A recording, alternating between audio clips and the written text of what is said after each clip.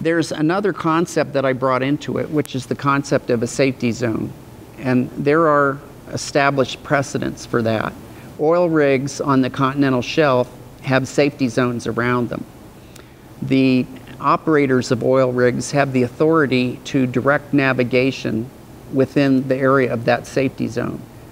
They aren't very big for the oil rigs, but if a ship comes within a certain distance of an oil rig, they have to contact the oil rig by radio, and then the oil rig will tell them, okay, we want you to moor your ship over here, you know, if they're going to come on board.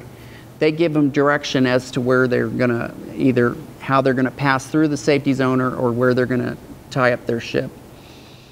And so I think that we need to do the same thing for outer space. And actually this idea of having a safety zone has been proposed since the very beginning of the space age. And both Russian and United States space lawyers have said we need to have safety zones so that facilities don't get damaged, so we don't have accidents, mainly so that we can keep activities and facilities safe.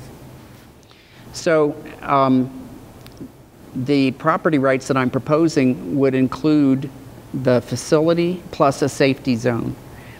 And safety zones, the size of those can vary.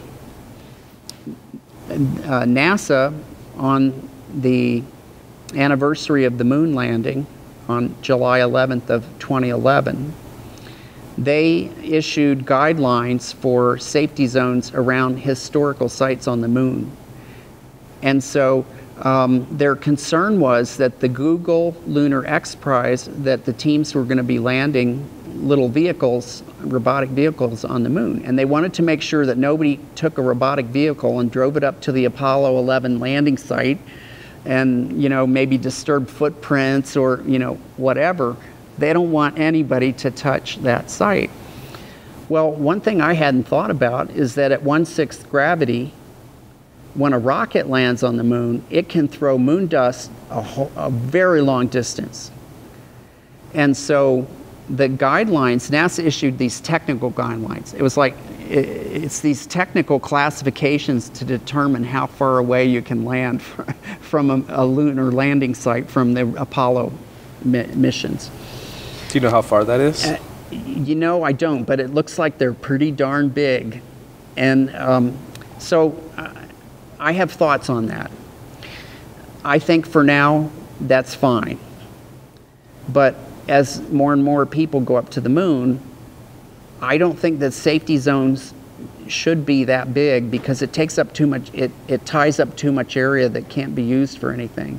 And so I would say when the moon gets populated to a certain point, and that would be many years in the future, then there has to be some compromise. And at that point, NASA needs to put a glass dome over the landing site and make the safety zone a whole lot smaller. You know, they have to take some steps to protect that historical site so that it isn't disturbed other than having an enormous area around it. I believe they have similar ones for the other sites as well, including the Russian sites. Right, yeah, these guidelines weren't just for the Apollo 11 site, but they were for all of them. An interesting thing happened. Several years ago, I was discussing this property rights proposal on the Space Show, and which of course is an internet radio program that can be heard anywhere on the globe. And the European Union had its smart lunar orbiter aircraft orbiting the moon. And it was, you know, gathering data and images of the moon. Well, a week after I talked on the radio program about protecting historical sites on the moon with the property, as part of the property rights concept, they, I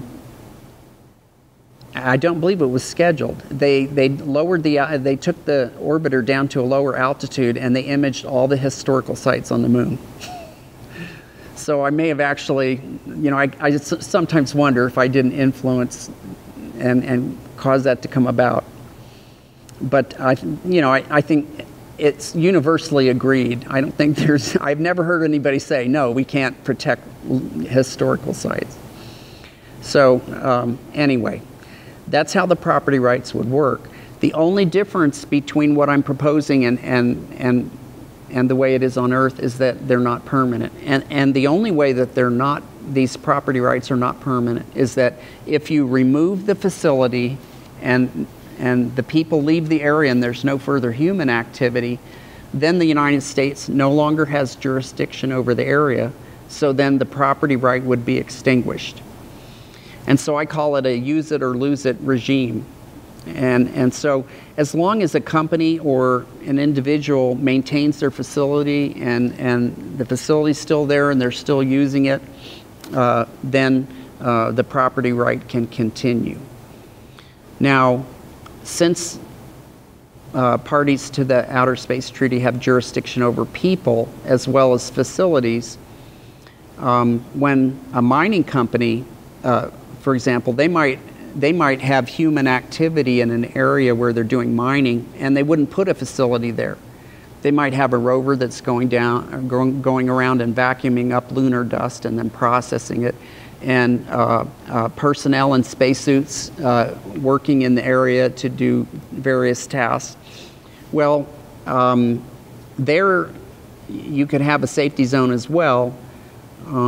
The mining company would have to file a claim and say, we're doing mining activities in this area. And the mining law could say, could limit their claim to a certain, there might be a maximum limit to the size of their claim.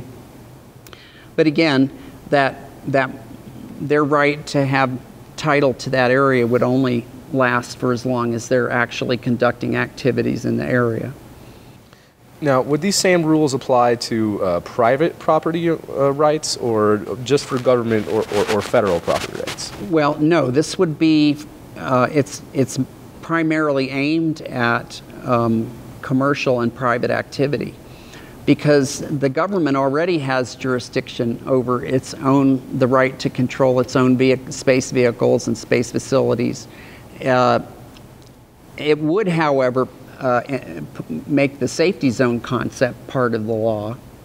And so that would, with respect to U.S. government activities, it would make it clear to other countries and to commercial and private entities, it would make it very clear where the government's authority for a government facility, where the boundary line is. The U.S. government facility is here, and their safety zone goes to here, so everybody knows, okay, this is the area where their scientific facility is, and they have the authority to tell us to get out if we, or tell us not to come in if we come up to the boundary of that area.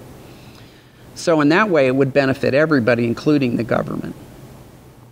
But the government doesn't really need to grant itself property rights to put a facility down there.